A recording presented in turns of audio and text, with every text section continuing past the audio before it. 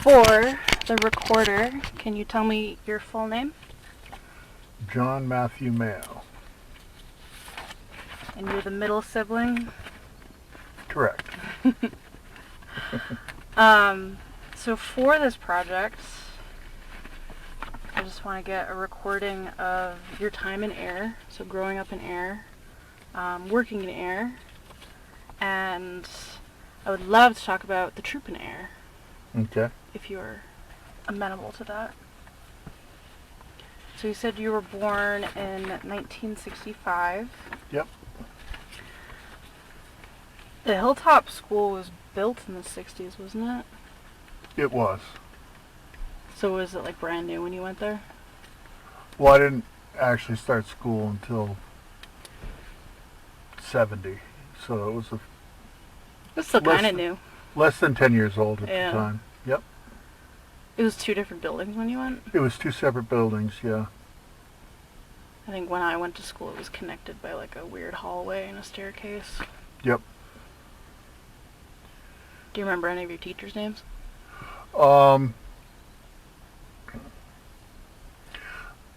I don't remember my first grade teacher's name because she got married afterwards, and I remember her by her married name. And then in 4th grade I had Mr. Malloy, who taught 4th grade. You said you went to Pond Street for 3rd? 3rd grade, yeah. There's only one 3rd grade class at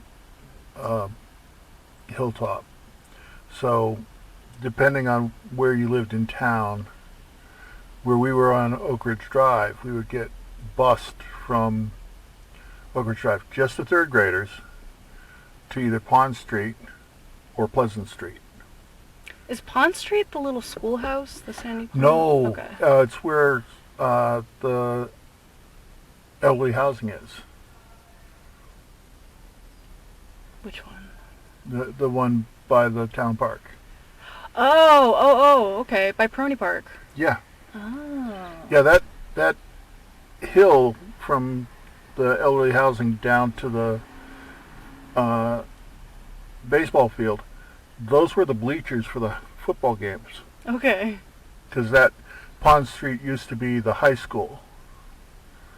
And then they made it into an extra elementary school because we had so many kids during the Vietnam War, and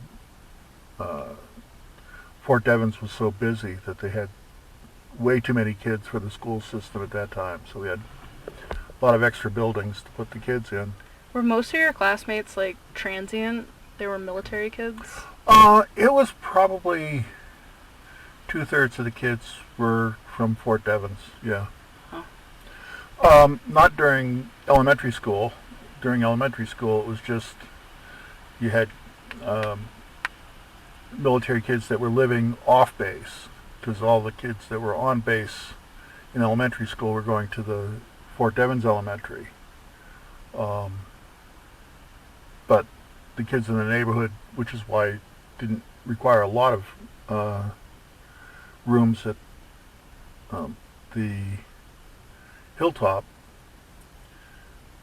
initially, but I think Fort Devens Elementary only went to 3rd grade. Mm-hmm. So in 3rd grade, then all of a sudden there were a lot more kids, so they needed more space.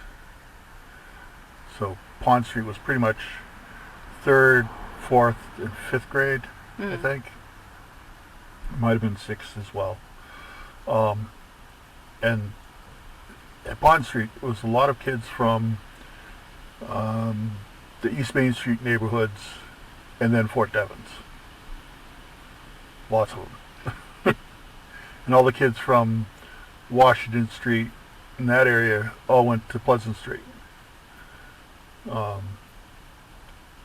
So most of the kids from down Sandy Pond Road and around the lakes went to Hilltop.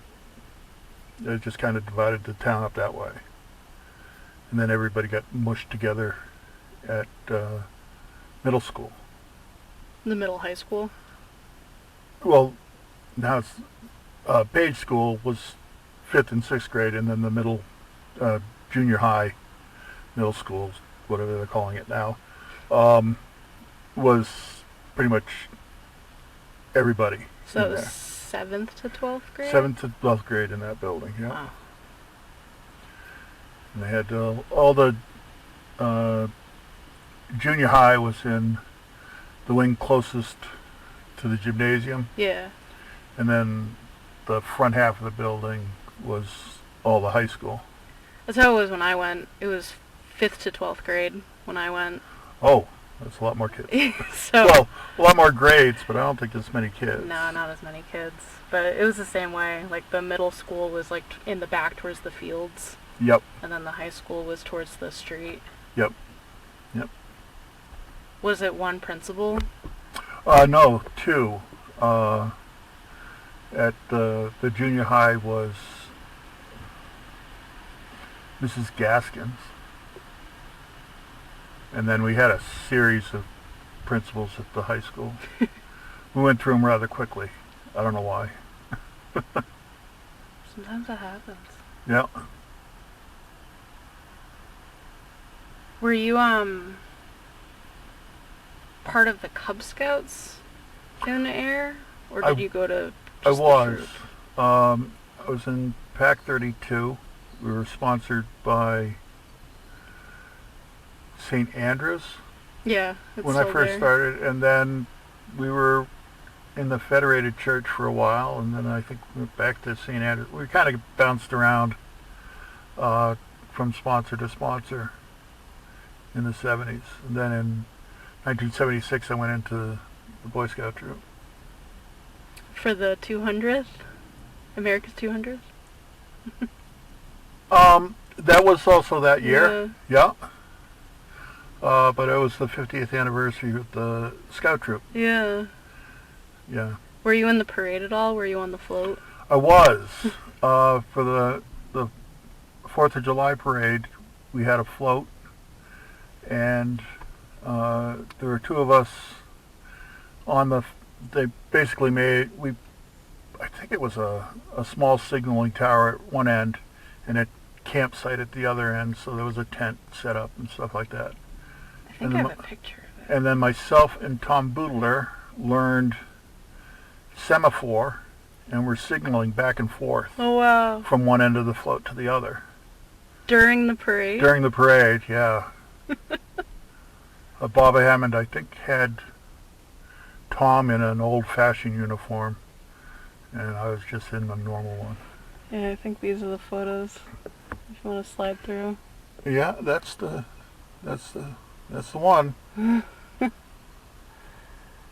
There's one of Bob Hammond with 2 kids. Right here.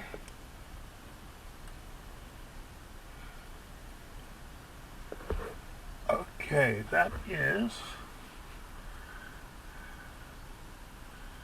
the older gentleman, I believe.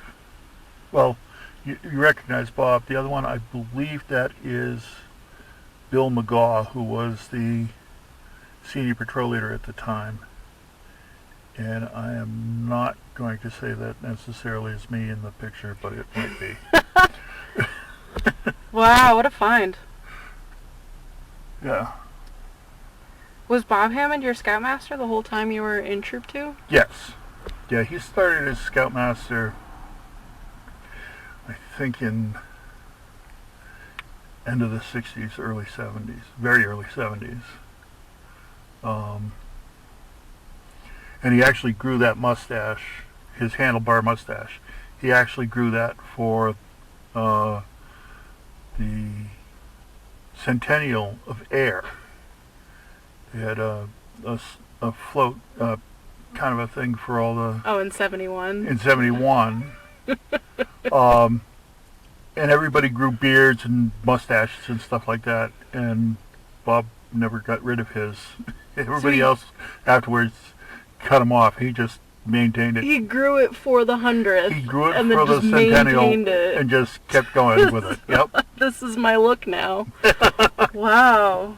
He really committed to the bit. He had like beard wax and everything. Oh yeah, yeah. That was a real thing. He sometimes on campouts when the weather wasn't so good, he'd come out of the tent in the morning and it looked kind of sad, but Like a walrus. yeah. But Why was that a thing? Why did they grow mustaches for that? I don't know. I think it was to make it look like old timey photographs and stuff like that. Like ragtime? Or I have no idea, but that's one of the things they did. There was a whole bunch of people at the parade that they just grew out their beards and mustaches for the parade, and then shaved them off. Wow. So you were 11 in '76 for the big 200th parade and that float? Yep. Wow. How long did it take to build that? We were working on that probably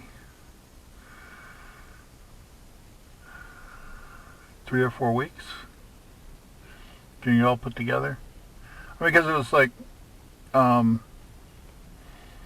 we'd go to Mr. Carlson's yard over on Groton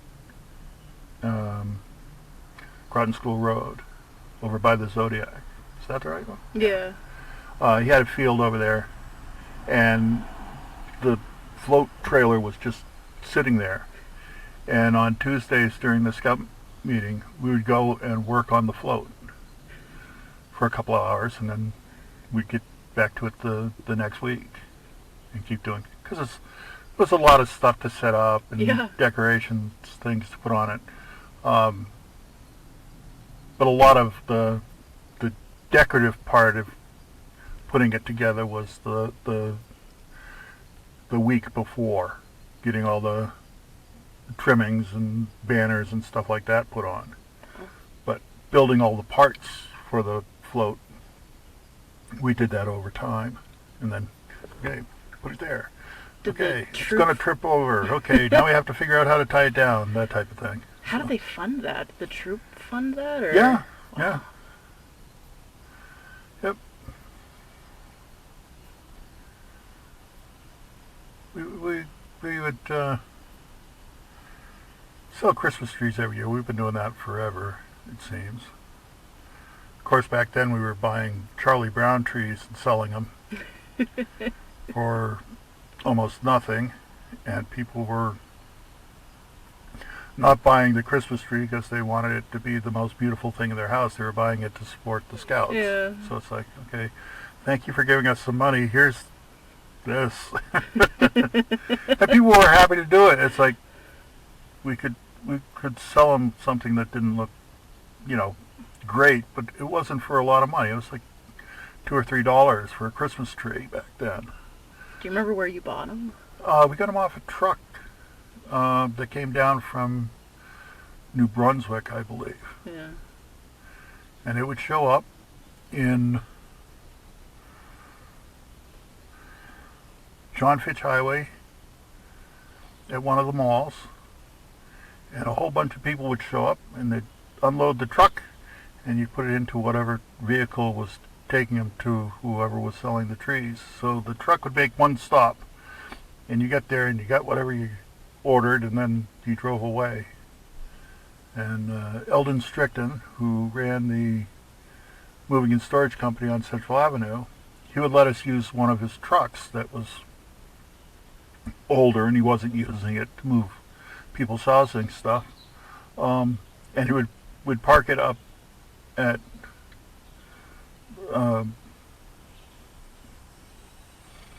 Creamcrest, which was the variety store on Littleton Road, just above Jarvis. Yeah. There used to be a variety store in there, and we'd be out along the street, and people would pull in the parking lot, we'd sell them a tree, and our trailer would just be sitting there with all the trees in it, and we'd carry them out from the trailer and put them out on the racks and sell them. For $3? Yeah, it wasn't much, but I mean, they weren't great trees, Yes. but it was okay at the time. I mean, a lot of stuff was a lot less expensive back then. Yeah. So. Well, you gotta account for inflation too. Oh, yeah. Yeah. You were with the troop until you turned 18. I was. Did you make Eagle or no? I did not. It was. It wasn't as common then as it is now. Feels No, like not really. It was one of those things. I ended up working. I was more interested in. Started getting more interested in other things, and the advancement wasn't really my thing. I had tons of merit badges and stuff like that, but Did you go to camp? I did. Came to Wanocksett. Well, I was first here in 1974, but that's because I was a staff brat. My mom taught arts and crafts at Camp Split Rock, so I was at Camp Split Rock every day during the summer. And being, 9 years old in the same place all summer, Yeah. I became a pain in the butt. So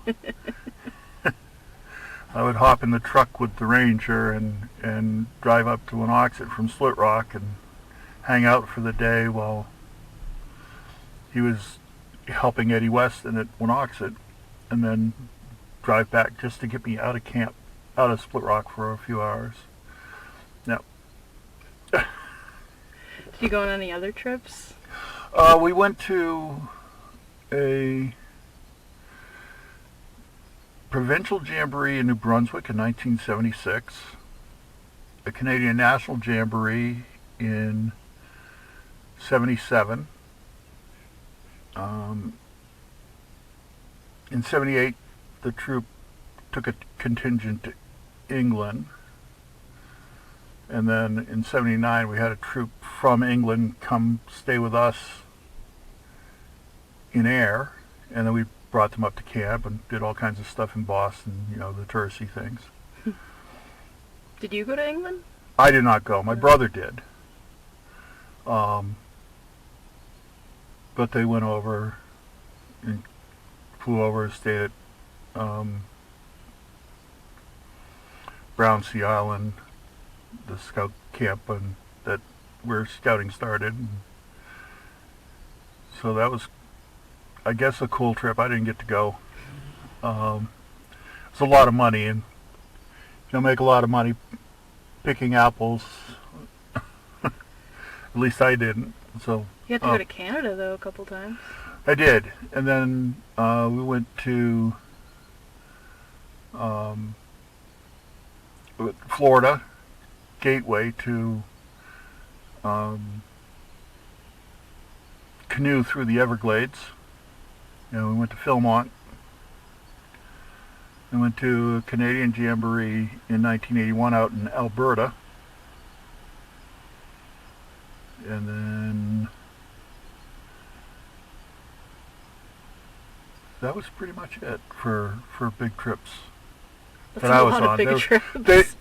Well, during that time, the troop also did a trip to Matagavin. They went to High Adventure Base that used to be in the waters between Kentucky and Tennessee, called the Land Between the Lakes. They used to do canoeing there. That base shut down, and then they did one in a canoe trip in northern Minnesota. So the troop did a lot of. They did one big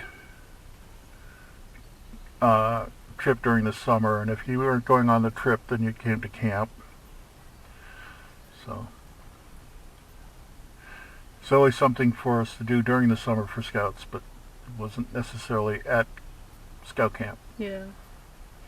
That's so amazing. That must have been a lot of money. It was, but we would pick drops, actually, at the orchards. Um, Or like all the apples that fell. yeah, when they come through and they pick all the apples to sell to people for eating, any any of the apples that fall off the tree and they can't pick, they drop to the ground, and then the kids would go in and they would pick up all the apples that were on the ground under the tree that just got knocked off while they were picking them, and we'd pick them all up and we'd get paid like a quarter for a bushel of apples that we picked up off the ground. What orchard was this? Uh, we went to 4 or 5 different orchards, and we'd just do it because we were basically following the guys that were picking the apples. Yeah. And we'd pick apples. I did the one over in Littleton by the Life Care Center over there. We did the one in Harvard right on 2A. I think we did Carlson's one year. It was just wherever they needed people to pick up drops, and would do it. My brother and I had a system. I would crawl under the tree, pick all the things, slide the bushel out. He'd take it and walk it down to the box. You pour it in, and then you'd get your quarter. And then he'd run back, and I'd have another bushel picked, and he'd carry it back and forth, and I'd just be under the tree grabbing them all. So we'd work together. Yeah. Because normally it would be you'd crawl under the tree, get as many apples as you could in the bushel, then carry it down to the box at the end of the row, dump it in, get your quarter, and then walk back. Yeah. So by not getting out and carrying it, we could actually pick more apples that way, or at least we thought we were. Get more quarters. And that's how we got. It was like you dumped the box and the guy handed you a quarter. It's like, excellent, right in the pocket. But you could get 4 or 5 bushels of apples from underneath the tree. So you'd make a dollar or $1.50 a tree, depending on how many got knocked off while they were picking, and then take half an hour to do that and move on to the next tree. Do that for a few hours a day, and then before it got too hot, and then you'd go home and go for a swim or bike ride or something like that. What is Gooden's 5 and Dime? It was on Main Street.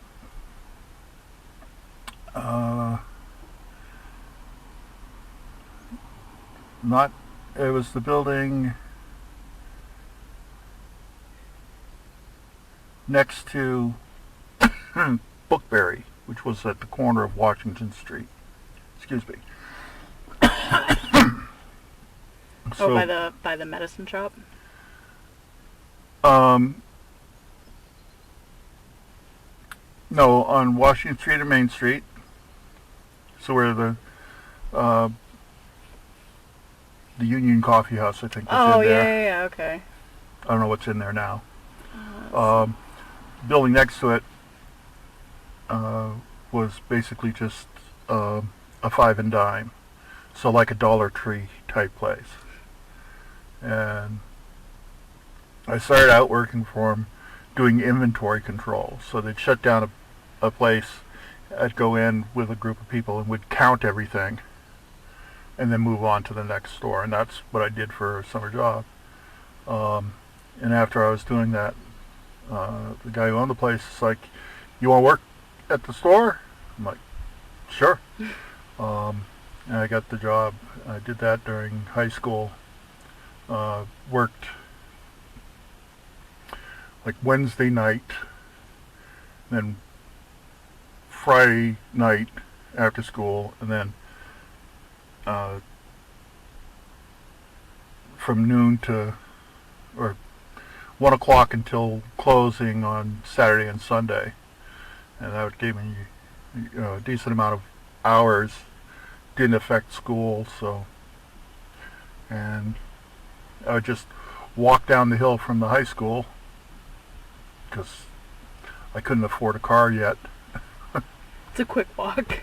It isn't that long. Yeah. maybe a mile and a half, and it's downhill, so Yeah. it's not bad. When did you work at Jack-O-Lantern? After I got out of the Navy. So I got out of the Navy in '87, and I first came and worked at camp during the summer after getting out because I was going to go to college. And I'm like, well, I don't want to get a real job. I'm just going to be around and then go to college, so I'll work at Boy Scout camp. Little did I know. And so I worked at camp, and when I got done with camp, the college course I was going to be running, the program got canceled. What program was it? I was going to be a paramedic program that I was going to take, and it was at one of the community colleges, and they didn't get their accreditation for the program because they had issues with their hospitals that they were supposed to contract with, and it's like, yep, you didn't get your paperwork in time, so we're canceling it. We'll try again next year. And it's like, oh, I'm not waiting another year. I have to get a job. Yeah. So a couple of the guys on the fire department, I told them, yeah, I'm looking for a job, and one of them sat there and said, well, you can probably get a job at the liquor store. I'm like, okay. So we went down, and he introduced me to Michael Rakup, who was the manager at the time. His dad owned the place, but Mike was running it, and gave me a job, and I was working nights, filling beer fridges and stuff like that, stocking shelves. Are those the same Rakups that owned Neshoba Club? One of the brothers, yep. So Bobby owned the Neshoba Club, and Dickie owned the Jack-O-Lantern. There was another brother who owned the Jack-O-Lantern, also used to have a little takeout restaurant attached to it, and that was another brother that ran that one. But I didn't work for him. That had already closed by the time I started working at the liquor store. What did you do in the Navy? I was a hospital corpsman, so I worked in the hospital and drove the ambulance, that type of thing. Where was it? I was stationed in Newport, Rhode Island, and then I was assigned to the Marine Corps and was stationed in Beaufort, South Carolina. So you never went overseas? Nope. That's No. kind of lucky. Well, yes and no. I would have liked to gone, done, visit other places. But when I was with the Marines, they were scheduled to go on a Westpac tour, and I was scheduled to get out. So it's like, if it was a 6-month tour that they were taking, if you were going to be in for 4 months, you could go. If you were only going to be in for 2 months, you couldn't, because it cost more money shipping you back and forth. Yeah. It's like, nope, you don't get to go. So the rest of the group went off, and I got to stay in Beaufort. Did you always want to do like hospital and ambulance, or did you fall into it? Yeah, that's pretty much what I had wanted to do. It was something that I was interested in. I really wanted to be on the fire department, but that wasn't really an option in the Navy. But doing the hospital thing was probably as close as I was going to get. So it worked out. I think we're going to be interrupted.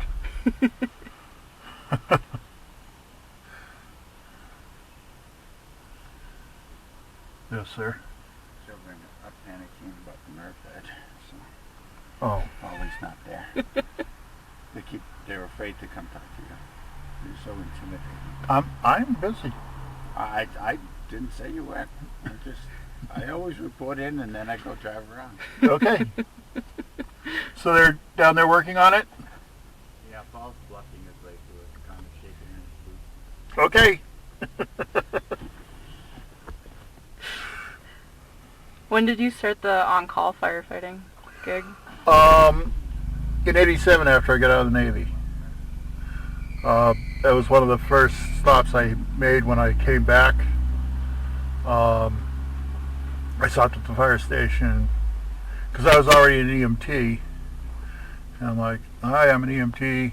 Was hoping to join the fire department. Job, please. Yeah. And they're like, oh, you're already trained as an EMT. Excellent. So I joined the fire department. Was a probationary firefighter for 6 months, and then was put on the fire department. Full time? No, as a call firefighter. But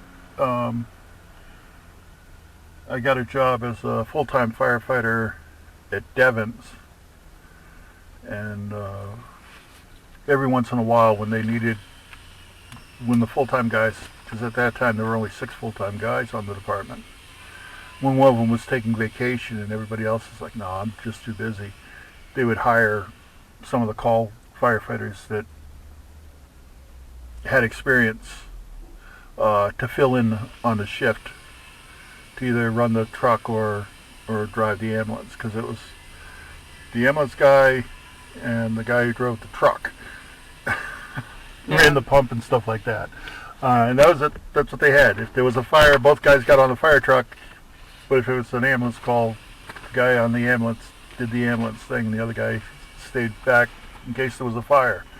So I'd get called up if everybody else is like, no, I can't do it. And they'd get to me and it's like, hey, you working at the fire station? No. You want to work at the fire station tonight? Sure. And I'd go in and fill a shift. You were living in town at the time, right? I was up on Park Street then. I was in an apartment up there. And then I bought a condo over on Harvard Road. Harvard. Yep. What was being a firefighter in Devon's like? Because there weren't people living there, right? It was Oh just no, a base. I started while the Army was still there, so Yeah. we were very busy. We were doing probably 1,500 calls a year. Yeah, I imagine with a lot of Very, people very, all very packed busy. in. We would do a lot of. We'd probably do as many fire calls, actual fires, as the town of Ayer every year. And we'd help out in other towns if they had a fire. Some of them, they're like, oh, we don't know what those people are, so we won't go. We won't call them, but it's all right. We also had the airfield up there for all the airplanes that were flying in and out. Yeah. And that was one of the jobs we had to run the fire equipment for the airport. How long were you on the Devon's fire department for? I started in '89 and retired in 2016. Yeah, so a while. Yeah, and I was on the call department in Ayer for 20 years, but I had to give that up because of health issues. It at that point it seemed that I would be more of a hindrance to the department than a help.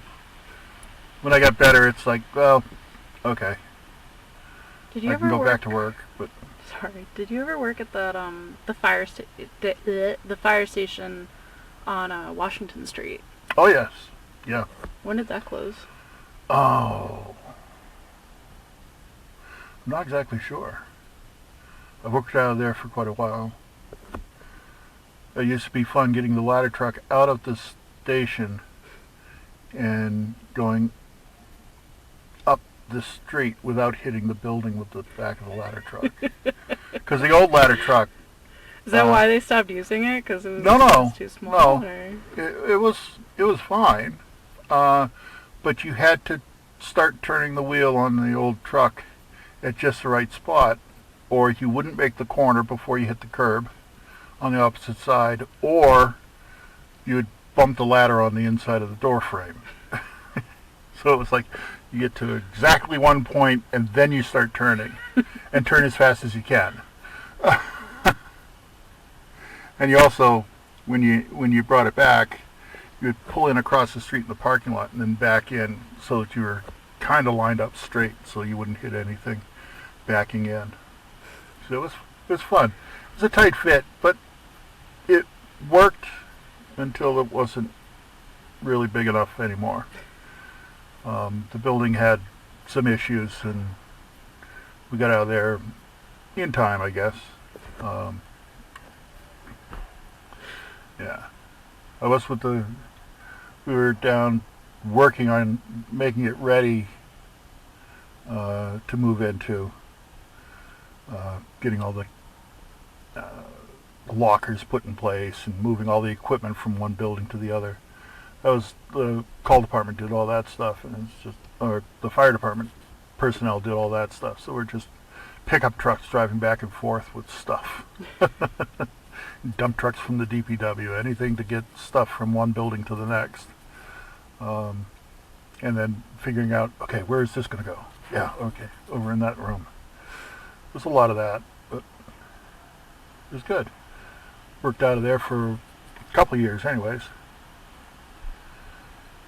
Yep. When did you start working back at camp again? Well, I would volunteer and help out the whole time I was working for the fire department. And then I had a certification that they needed to run program. And at that point in time, my schedule at the fire station changed from 72 hours a week to 56 hours a week. And then to, I think, 42 hours a week eventually. And I was able to spend more time at camp, and I could trade my day at the fire station to somebody else, and I'd work at the fire station for them during hunting season, and they'd work for me during camp. So they'd go hunting, and I'd fill in for them, and they'd fill in for me during the summer when there isn't a hunting season, and because I didn't have to be here all the time just to run that particular program. So, did you get asked to be the ranger here, or did they ask you? They asked me. Yeah, they were looking to fill the position, and initially I said no because I thought this was going to be my retirement job. You know, it's like, oh, I'd love to work there, but not driving back and forth to Ayer every day. Yeah. You know, the commuting, I wasn't looking forward to the commute, but they felt they really needed somebody to fill in up here, and I was willing to do it, so I have now been doing this job for 20 years as camp ranger. And You still have your ties to Ayer? I still live there. Yeah, well, I still have a condo there. I haven't actually lived in it in a while. I swing by every once in a while and check on things, but I spend most of my time up here. When I was still working at the fire station, I would be here at camp, and then I would drive down, stay in my condo, then go to work, then stay in my condo, then drive back up to camp. It's like having a perpetual summer job. Yes, absolutely. Did you stay connected with the troop when you aged out? I did for a few years. It was kind of difficult with all the jobs that I was working in all the different places. That it'd be like, oh yeah, I can't make a meeting because I'm working at the package store, or I got to work at the fire station that day, but when I wasn't working, I would swing by, worked with the kids on badges and stuff like that, help them get advancement. Where did they meet? They met at the gun club. Um, On and Tuesdays? on Tuesdays. Right. Yep. And so we'd go down there and would have our meetings, and then off we'd go. It was always okay. We have to set up for bingo. Okay, or we have to tear down from bingo and put everything away because they're going to have a dance Thursday. Okay, and we'd, as part of being, sponsored, we would kind of set up the hall for them for whatever they had their next event was, Yeah. so that it'd make it a little easier on the club. Because when you have 15, 20 kids, just, okay, set up folding chairs. We could do that. Yeah. You said Bob had you guys like swap out uniforms and stuff. Do you know where he kept them all? In his house, actually.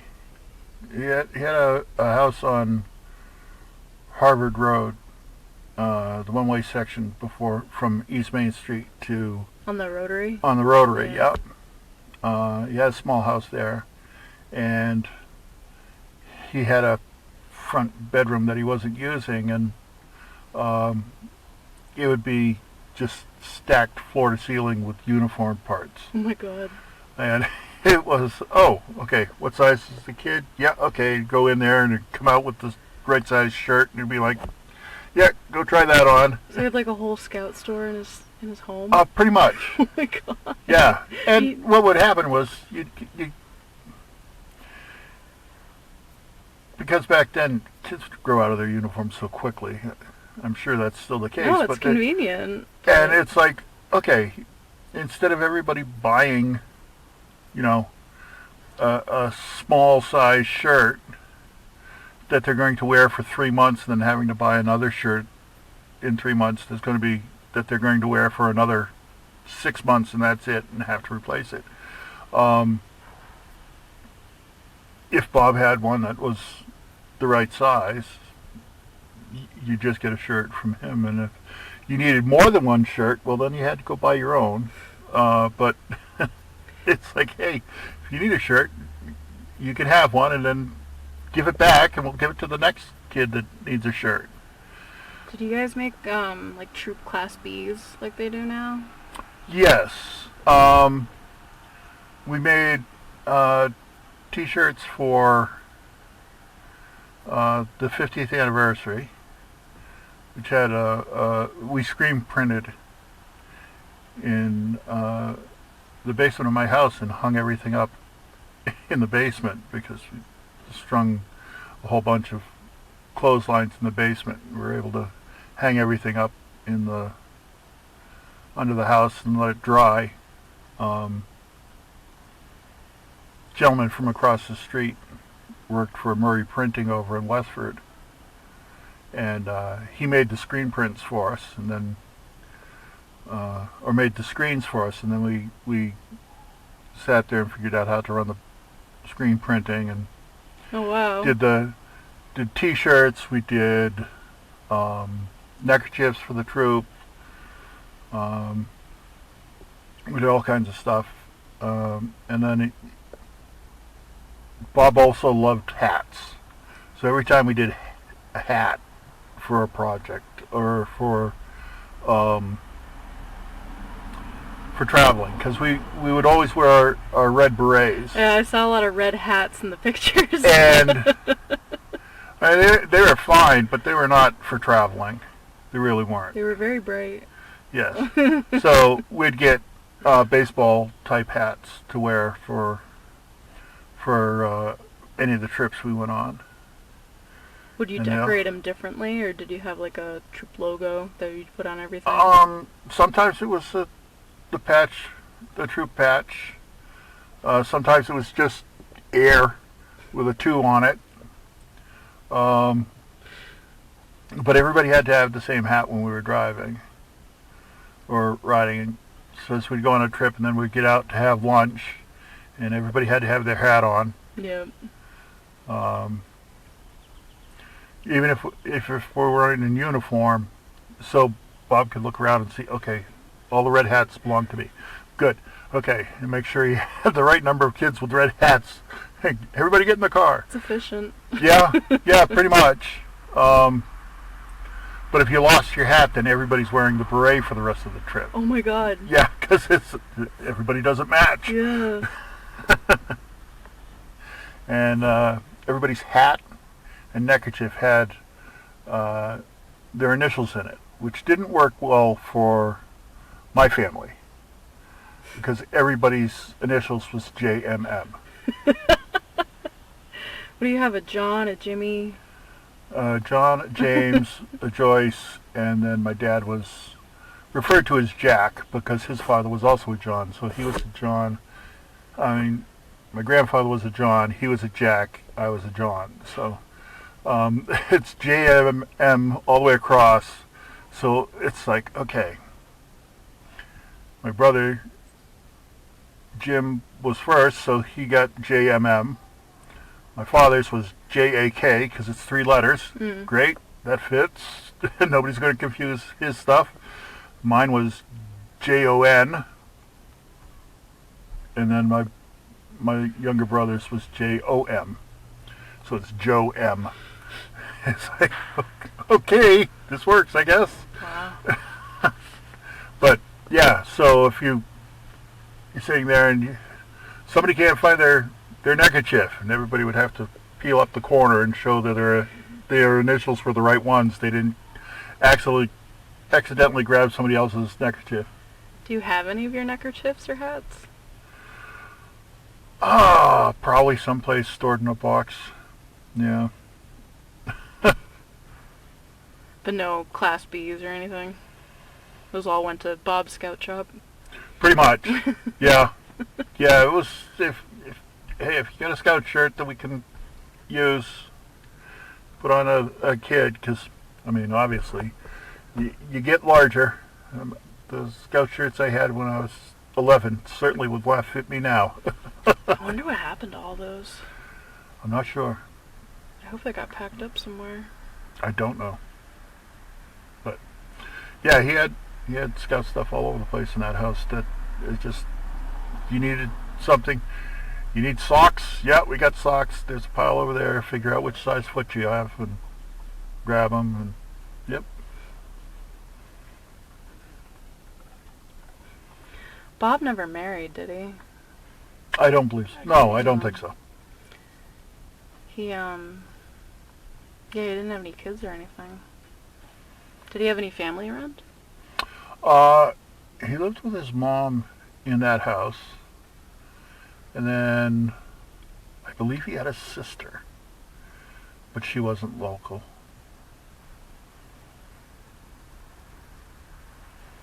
But I'm not really sure. Yeah. Do you remember any of your assistant scoutmasters? Do you remember any of their names?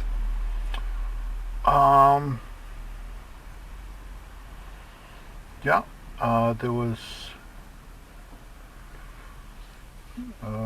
when I first started, there was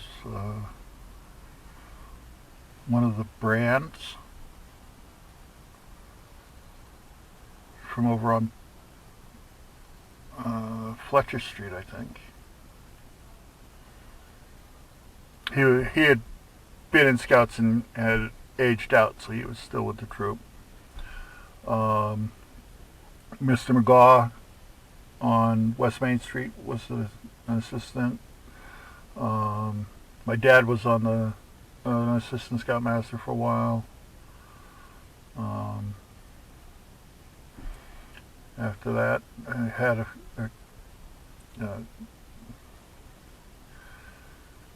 let's see, it was the Reverend Campbell, who was with the Baptist Church. His kids were involved in the troop, so he became an adult leader for the troop. But that was when the Baptist church was over on where the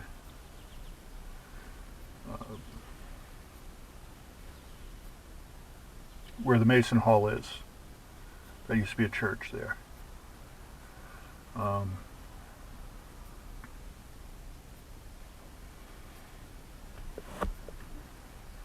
Now yet another one of the fathers that was pastor at that church. His kids were in the troop as well, so he was an assistant scoutmaster. That was Mr. Willett.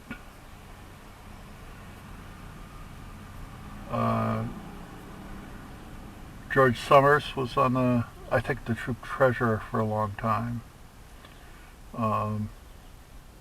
He used to live on Wright Road. And then Norman Reynolds on Snake Hill Road. I think was the treasurer for quite a while. I don't know if he still is. But I haven't been involved with the troop in a long time, so I've been up here in the woods by myself. It's not a bad place to be. No, it's quiet most of the time. Do you have any last remarks? No. No. Thanks for sitting with me. No problem.